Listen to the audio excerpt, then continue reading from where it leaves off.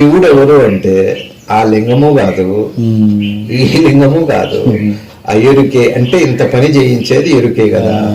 సర్వం ఈ సృష్టి ఎవరి వల్ల నడపడుతుంది చెప్పడం? దేవుడు వైపు మాట్లాడి, కాసేపు దేవుడు వైపు మాట్లాడి, ఈ అనంత సృష్టి ఎవరు సృజించి ఎవరు లయింపజేస్తారు? పరమాత్మ. అంటే పరమాత్మ భగవంతుడు, భగవంతుడు చేయిస్తాడు, లేకపోతే జరగవు. అయిందా? ఎవరైనా ఆ భగవంతుడు నారాయణమూర్తి, శివుడు, అమ్మవారు పేరు పెట్టేసాం, క్లియర్ అయిపోయింది. అయిందా? అక్కడికి అది బ్రహ్మాండం. ఇక ఇప్పుడు ఇది దీనికి వచ్చాం, శుద్ధ బ్రహ్మాండం వచ్చాక ఏది ఉంటే ఈ పని అంతా జరుగుతుంది? అన్ని పనులు ఏముంటే జరుగుతాయి? ఎరుపు వల్ల జరుగుతాయి. పరమాత్మ ఉంటే గానీ ఇంత సృష్టి జరగదు, ఎరుపు ఉంటే గానీ ఈ సృష్టి జరగదు, ఇక్కడ ఈ పనులన్నీ జరగవు. ఇక్కడ పరమాత్మ ఎవరు? అయిందా? ఇప్పుడు ఎరుక దగ్గర సెటిల్ అయిపోయి ఇంక ఈ రెండు వదిలిపెట్టి దాంతో ఉండి చూడండి, అప్పుడు ఆయన ఎవరు మీకు మీరెవరు తెలుసుకుంటాం. ఇది పరమాత్మ అంతా నడుపుతున్నాడు అన్నారు, సరే బాగానే ఉంది.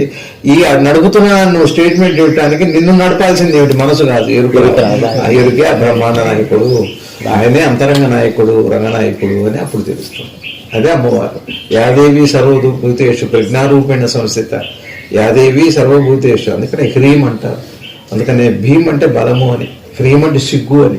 సిగ్గు అంటే అర్థం ఏమిటి అంటే తను చేస్తున్నాను స్పృహ లేకపోవటం, నిరంకార స్థితినే హ్రీం బీజాక్షరం. ఇవన్నీ మంత్ర బీజాక్షరాలు, అర్థం కాదు. బీజాక్షరం అంటే ఊరికే శక్తులు వస్తాయి, అది కాదు. అసలు శక్తి ఏమిటి? అనంత సృష్టిని బ్రహ్మాండాన్ని పరమాత్మ నడిపితే, సరే ఆ మాట నువ్వు ఇప్పుడు చెబుతున్నావు, ఈ మాట నువ్వు చెప్పడానికి నీకు ముందుకు కావాల్సినటువంటి క్యారెక్టరిస్టిక్స్ లో ఏమిటి అంటే, అమ్మ ఎరుకుండా కాన్షియస్ లేకుండా చదువుతాడు. కాన్షియస్నెస్ వాడే బ్రహ్మాండ నాయకుడు.